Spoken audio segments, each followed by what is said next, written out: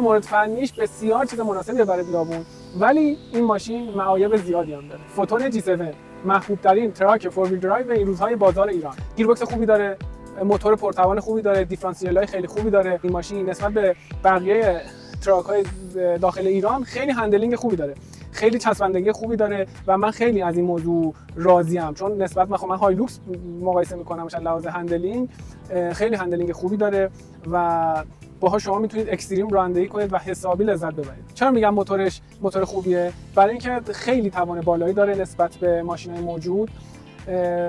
چرا از گیربکسش میگم؟ گیربکسش 8 سرعته است. اگه شما درست و اصولی باهاش رانندگی کنید میتونید توی بیابون، تو ریگزار همیشه از ماکسیمم هارس پاورتون استفاده کنید و همیشه شما زیر پاتون یه گاز، یه توانی دارید که میتونید ازش استفاده کنید.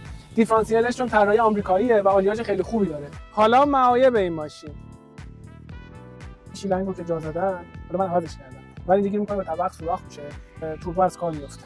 ضعف بعدی زیربندی این ماشین از کمک‌های بسیار بی‌کیفیت و خشک استفاده شده که واقعا شما سواری بسیار بدی دارید با کمک‌های فابریکش که بهتره با نمونه‌های بهتری تمیز بشه.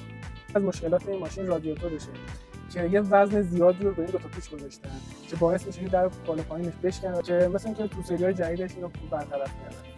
بعدی فیلتر هواشه که ماسه رد میکنه و شما همونم که فیلتر هوای درست حسابی خودش رو بندازین، باز چون سیل نیست تو مسیر توربو میره و توربوش مشکل میخوره و شروع به صدا و خراب شدن میکنه. یکی دیگه مشکلات این ماشین اینه که روغن بی‌کیفیت توش کمپانی میریزه، حتی تو دیفرانسیلاش هم مقدار روغن کمتر میریزه و تو گیربکسش هم این مشکل هستش که چون روغن بی‌کیفیته تو فشار زیاد داغ میکنه و پرفورمنس گیربکس کمتر میشه که باید بهتر همه اینا رو عوض کنه.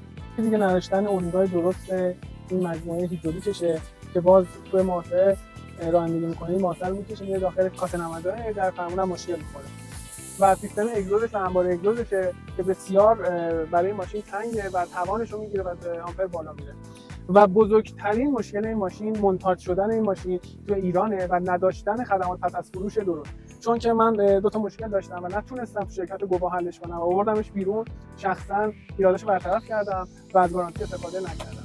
یعنی اگر این ماشین به صورت وارداتی وارد کشور میشد خیلی ماشین بهتر از این که هست می بود و خیلی بیراتر، ولی با یه هزینه ای، حالا نه مختصر نه بالا، میتونید مشکلات این ماشین رو حل کنید و حسابی ازش لذت ببرید.